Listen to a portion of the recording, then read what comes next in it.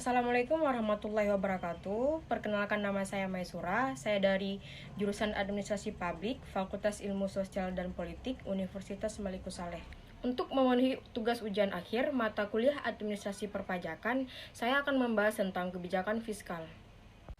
Materi pertama yaitu pengertian kebijakan fiskal. Kebijakan fiskal adalah aturan atau strategi yang dilakukan pemerintah untuk menjaga pemasukan dan pengeluaran negara agar tetap stabil sehingga negara bisa terus bertumbuh. Dan juga kebijakan fiskal dari pemerintah yang memengaruhi perekonomian negara lewat perubahan penerimaan dan pengeluaran pemerintah sesuai yang telah ditetapkan dalam anggaran pendapatan dan belanja negara atau yang disebut dengan APBN. Selanjutnya, saya akan membahas tentang dasar hukum kebijakan fiskal. Aturan kebijakan fiskal dalam Undang-Undang Nomor 17 Tahun 2003 tentang Keuangan Negara. Kebijakan fiskal terkait anggaran APBN memiliki fungsi otoritas, perencanaan, pengawasan, alokasi, distribusi, dan stabilisasi. Selanjutnya, instrumen kebijakan fiskal. Ada 3 instrumen kebijakan fiskal. Yang pertama itu adalah pajak. Pajak merupakan instrumen kebijakan fiskal yang paling utama. Pemerintah dapat melakukan manipulasi pajak dalam bentuk penambahan, pengurangan, penundaan, maupun peniadaan. Yang kedua yaitu obligasi publik.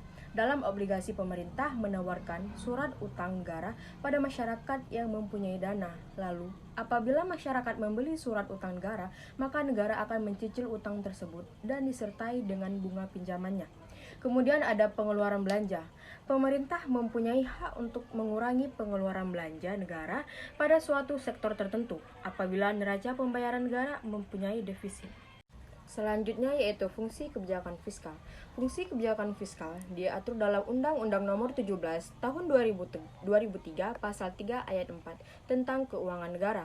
Undang-undang yang berbunyi APBN mempunyai fungsi otoritas, perencanaan, pengawasan, alokasi, distribusi, dan stabilisasi. Yang pertama yaitu fungsi otorisasi, yang berfungsi ketika anggaran negara telah menjadi pedoman yang digunakan untuk mencari pendapatan serta belanja pada tahun tertentu dan yang bersangkutan. Yang kedua yaitu fungsi perencanaan, yaitu berfungsi ketika anggaran dari suatu negara telah menjadi dasar bagi manajemen dalam merencanakan anggaran tahun yang bersangkutan saat itu. Dan yang ketiga, fungsi pengawasan, berfungsi ketika anggaran suatu negara telah menjadi dasar manajemen untuk merencanakan anggaran tahun yang bersangkutan. Fungsi alokasi, berfungsi ketika anggaran negara dialokasikan dengan tujuan untuk mengurangi tingkat pengangguran serta pemborosan sumber daya. Yang selanjutnya, fungsi stabilisasi, yaitu berfungsi ketika anggaran pemerintah digunakan untuk menjadi alat yang bertujuan untuk memelihara serta melakukan upaya atas keseimbangan fundamental dan perekonomian negara tersebut. Dan yang terakhir yaitu fungsi distribusi, berfungsi ketika negara membuat suatu kebijakan anggaran dengan adil dan dengan rasa kepatutan. Selanjutnya yaitu jenis-jenis kebijakan fiskal. Kebijakan fiskal terbagi menjadi 2. Yang pertama yaitu kebijakan fiskal dari segi teoritis terbagi menjadi 3, yaitu yang pertama kebijakan fiskal fungsional, kebijakan fiskal disengaja, dan kebijakan fiskal tidak disengaja. Dan yang kedua yaitu kebijakan fiskal melalui segi penerapan terbagi menjadi 2. Yang pertama kebijakan fiskal ekspansif dan kebijakan fiskal kontraktif.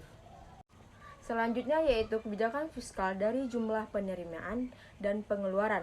Yang pertama yaitu kebijakan fiskal seimbang, merupakan kebijakan yang membuat penerimaan dan pengeluaran menjadi sama jumlahnya.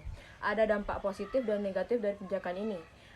Dampak positif dari negara jadi tidak perlu meminjam sejumlah dana baik dari dalam negeri maupun luar negeri.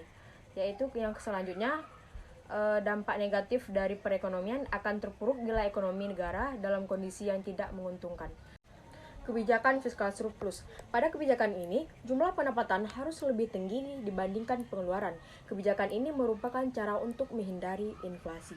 Selanjutnya, kebijakan fiskal defisit merupakan kebijakan yang berlawanan dengan kebijakan surplus. Salah satu kelebihan kebijakan ini adalah mengatasi kelesuan dan depresi pertumbuhan perekonomian, sedangkan kekurangannya negara selalu dalam keadaan defisit.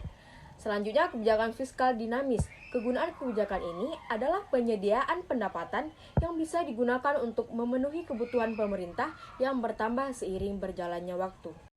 Contoh kebijakan fiskal. Yang pertama, tax amnesty. Contoh kebijakan fiskal yaitu pembebasan pajak berupa pengurangan atau peniadaan dalam kurun waktu tertentu bagi masyarakat yang mau melaporkan seluruh kekayaannya. Yang kedua, yaitu penetapan harga eceran tinggi. Contoh kebijakan fiskal adalah penetapan harga jual maksimum untuk barang tertentu yang disebut dengan kebijakan HET. Umumnya adalah obat-obatan dan sembako. Yang ketiga yaitu subsidi BBM dan gas. Contoh kebijakan fiskal kedua adalah subsidi BBM dan gas. Tujuannya untuk memperlancar mobilitas dan transaksi ekonomi masyarakat. Selanjutnya, tujuan kebijakan fiskal. Kebijakan fiskal bertujuan agar dapat mengontrol pemasukan dan pengeluaran suatu negara sehingga mencapai tujuan ekonomi negara yang lebih baik. Tujuan utama kebijakan fiskal adalah untuk menentukan arah, tujuan, sasaran, dan prioritas pembangunan nasional serta pertumbuhan perekonomian bangsa.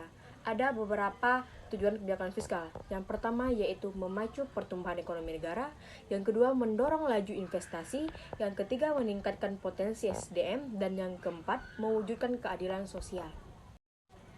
Tujuan utama kebijakan fiskal yaitu untuk mengatur segala pendapatan dan pengeluaran negara sebagai pemegang otoritas tertinggi, maka negara yang berhak dalam perumusan kebijakan, salah satunya kebijakan fiskal di mana negara sangat berperan penting di dalam kebijakan fiskal tersebut. Selanjutnya, peran kebijakan fiskal. Peran dari kebijakan fiskal adalah memastikan konsumsi terus meningkat, belanja negara dan investasi juga tumbuh dengan sehat. Dalam hal meningkatkan konsumsi, pemerintah telah membuat porsi anggaran untuk perlindungan sosial dan subsidi dengan tujuan untuk menjaga daya beli dan stabilitas harga.